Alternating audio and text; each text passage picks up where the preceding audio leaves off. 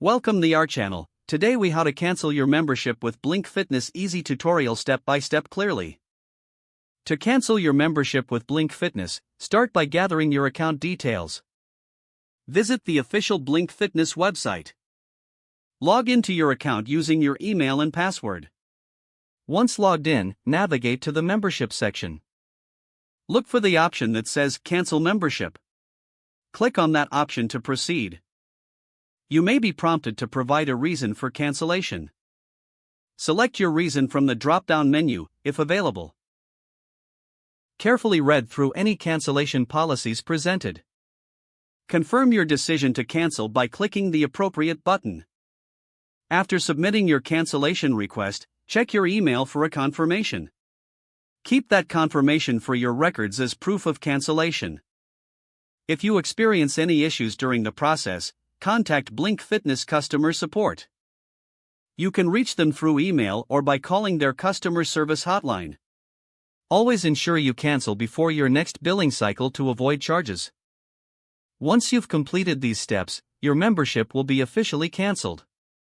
If the page does not load, refresh the browser or try again in a private or incognito window. Make sure you are using the correct email address, then retype it carefully to avoid small typos. If your password is not accepted, use the reset option and create a new strong password you can remember. Check your spam folder for verification or security emails, then complete any requested confirmation steps. Enable two-factor authentication if available to improve account security and reduce unauthorized access risk. After signing in, review your profile details so your contact information and settings are accurate and current. If you see an error message, note it down and try again after restarting your device and internet connection. Log out when you finish, especially on shared devices, to keep your account and payment information secure. If the page does not load, refresh the browser or try again in a private or incognito window. Make sure you are using the correct email address, then retype it carefully to avoid small typos.